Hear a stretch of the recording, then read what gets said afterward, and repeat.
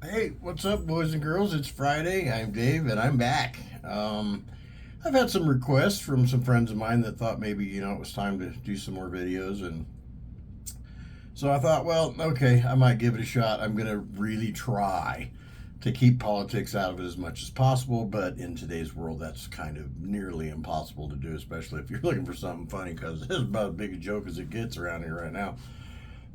So anyway, I'm going to try to do that. It's been requested by my lovely wife that I try to stay away from some of that because I think she's a little afraid that some of our corrupt alphabet Nazis that we have that work for the current administration might be sliding by in their matching Ray Bans to maybe touch off a pistol challenge of some sort, and we don't really want that. Wouldn't be good for anybody. Wouldn't end well for nobody involved, I'm sure. So we're going to try to avoid that, because things are a little sensitive. But so what I've decided to do is educate people on a few things today without going into all that too much. And I'm going to be Helpy Helperson today. I'm going to help some people, maybe possibly keep their ass out of a sling. I don't know, I'm going to give it a shot. I have a hard enough time keeping my ass out of a sling. I'm currently serving 90 days in a group suspension because of something that I said in a comment in, let's see, August of 2019. And I just got off a 24-hour ban yesterday from something I said 2 years ago. So, yeah, they're really paying attention to me, and then, if you got any flags anywhere, they're really on your ass about that. I got flags in a lot of goddamn places in my house, out front and back behind me and right there and all that, so I don't really care. I'll fly it if I want. So, anyway, along those lines, it's come to my attention that there's some pasty bald cop over in England that he's decided that he's going to start locking people up. Actually, this guy got sentenced to 20 months in prison for a Facebook post. A Facebook post in the UK. And if you think that shit ain't possible here, you ain't been paying attention. So, anyway, I'm going to try to help these boys out a little bit. Because, last time they came up in here, starting some shit didn't work out too well for them. So, I'm going to help them out a little bit, maybe guide them as to, where to start first so that they don't, jump in too deep right off the bat.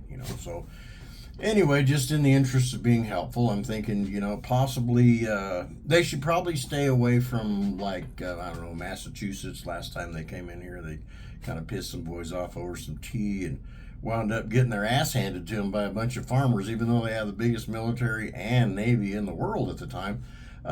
Yeah, they got fucked up by some farmers and the French.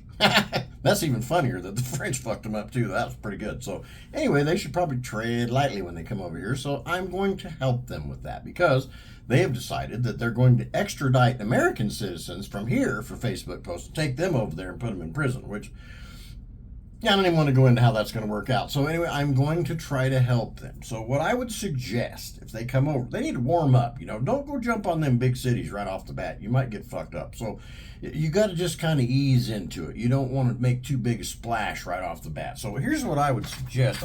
I made a handy map here. This is an area that I would suggest you start in right here. We got this place over here in the United States, this white area right here. It's called Appalachia.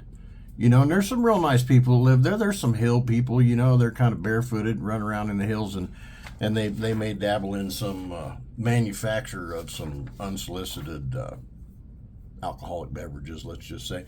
But we won't go into that either. But so anyway, you should go early, go out there. The boys might be coming back from brewing something or whatever, and probably take some pots and pans of shit, bang them together. Go out in the woods and the mountains, bang that shit together, and let them know you're coming so you don't surprise them or anything. You wouldn't want to scare anybody or anything, but you warm up with those boys first. See that we're going to talk about rednecks today a little bit too. It's one of my favorite subjects. I love me some rednecks, and these would be the shoeless. These are the barefoot rednecks. They're a different tribe.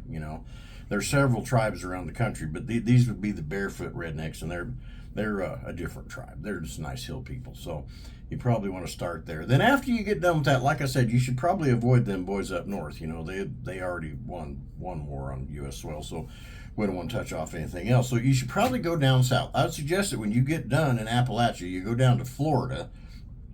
They got some different rednecks down there. They live in mobile home communities, which we fondly refer to as trailer parks. Those would be your Mexican Americans. And they're a different kind of rednecks. They got less teeth but more shoes than the Appalachian people. Let's just say. But yeah, go down there and mess with those boys next. And when you get done with that, just go ahead and just turn and go west. And you can take right up over that panhandle in Florida, and you can shoot over and you can trudge your way through Louisiana, and maybe if you get far enough, you can get over into Texas. Maybe shoot up through Oklahoma while you're at it, you know. And then, you know, by the time you get to California, you'll be able to take a breather. Nobody will give you any crap over there. Unless, of course, you go to East LA or someplace like that. Then you might have some issues. But, yeah, probably stay down south. You know, start down there and get warmed up before you jump on any of them big cities so you don't get fucked up. So that would be my suggestion anyway. You can take it for what it's worth. And, you know, and as I said, you know, the rednecks, I grew up with a bunch of rednecks, and, you know, I still have a lot of friends from, you know, grade school and high school, and I grew up in a community of really good people.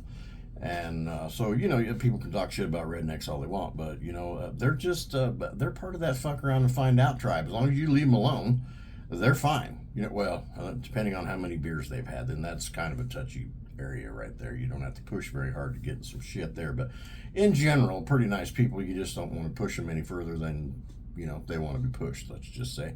So there's those rednecks that I grew up with. I love those guys. And then, you know, as I said before, there's the Mexican Americans down there in Florida in the trailer parks, and then you got the barefoot rednecks in Appalachia or whatever. So you've got some different breeds. Then on top of that, those French that I talked about that, you know, kind of kicked your Navy's ass way back in the day, those guys they worked their way down south for some reason. Some of them must have stayed, and they bred with some of the people down there. And there's some different kind of rednecks down there that call themselves Cajuns. These are some interesting people. You probably want to go knock on a few of those doors too while you're down there and see how that works out for you.